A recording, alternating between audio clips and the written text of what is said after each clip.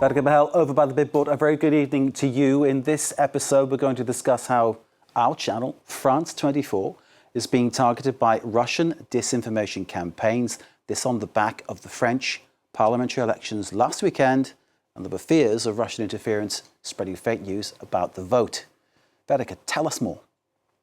Yes, Mark, that's right. Over the last few years, in fact, the France 24 observers have been closely monitoring attempts to disinform and spread false information. And over the last few months, we've certainly seen Moscow-led fake news campaigns ramp up, many of which we have covered here on Truth or Fake as well. But I think the best way is to just show you some examples of this Russian interference on the back, of course, of the French legislative elections, which we saw this weekend. Now, this is the real website for Ensemble. That is the Macron-led coalition in the legislative election campaign. And this is a fake one set up by the Russian disinformation machine. And we can see that it looks remarkably similar. And the claim on this one, from this fake website, is that if you vote for President Macron's Ensemble party, you are eligible to get a €100 bonus, in fact, from this vote, which of course is completely fake. Now, another thing that is very interesting here is the attempts that have gone into making this look legitimate. Now, this is the real URL for the Ensemble website, and this is the fake one. And we can see they are absolutely very, very similar. So that there's a huge amount of effort there that has gone into emulating that as closely as possible in order to disinform. The next example I will show you is this website. This is La France en Colère. We have mentioned this very recently, in fact, here on Truth or Fake as well.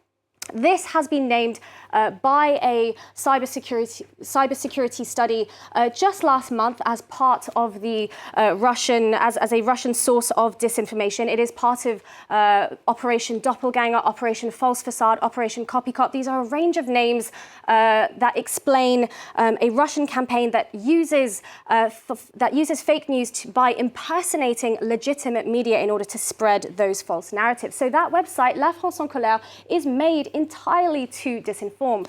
Previously, we talked about how most of the articles on this use artificial intelligence as well. They're all written by artificial intelligence. And indeed, we can see slap bang in the middle there, that fake story about voting for Macron's party getting you €100.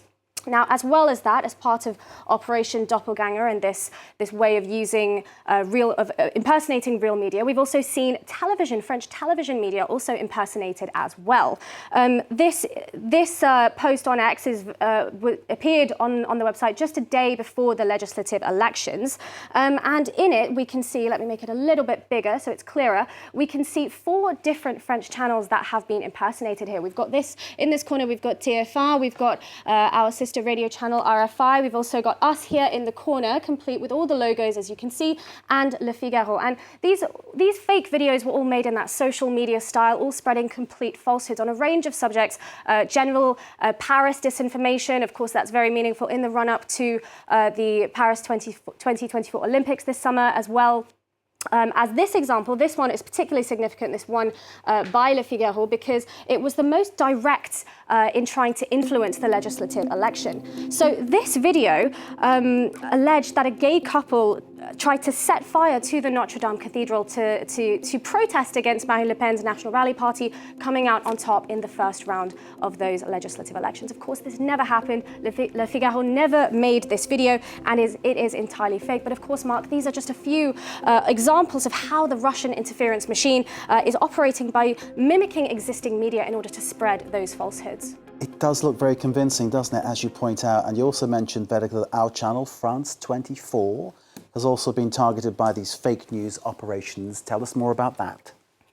Yes, that's right. When I mentioned several names of Russian disinformation campaigns, there is another one that has been documented since last year, and that is this one, Operation Matryoshka. And the point of this campaign is to bombard fact-checking services such as us here at Truth or Fake and the France 24 Observers, and bombard us to verify fake news that has been created by those people, by this disinformation campaign themselves. Now, to illustrate this point, now this might be a little bit like Inception here, but to illustrate this point, I'm going to show you this fake video of me that was actually found circulating on different Russian Telegram circles.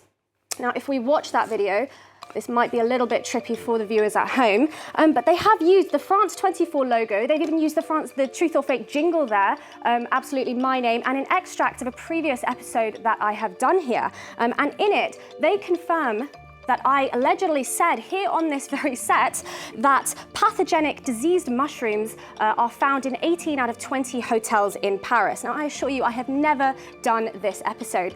Indeed, at the end of the video, in fact, there is a direct quote allegedly from me that I've never said, and it uses a very old clip from work that I have absolutely not done here at France 24. It is done elsewhere. So not only is this entirely false, but more shocking is that Russian bot afterwards then sent this video to us, amongst several others, telling us about it, asking us to investigate it. Now, there's two parts to Operation Matryoshka. The first is to generate these fake news impersonations that real media have to come out and speak out against and to verify and correct. But the second is to spam those videos online using bots and also saturate real media inboxes in telling them to investigate it. So France 24 observers have absolutely been bombarded by emails like this telling us about these fake videos that we're allegedly putting out. The goal here is to waste fact-checkers' time, divert journalists' attention, and waste our resources and absolutely muddy those waters of information. And I can confirm directly from the France 24 observers, our fact-checking service, that this is absolutely happening. But what I will make clear here is that despite all of these attempts to spread falsehoods, this is absolutely only taking place, and the most impact that this is having is in Russian media circles. We can see here that they're getting absolutely tens of thousands, if not hundreds of thousands of views on Russian Telegram circles and pro-Russian accounts, but on Western media channels, we can see here there is very little engagement, so we can see the impact is not as great as they maybe would like it to be, Mark.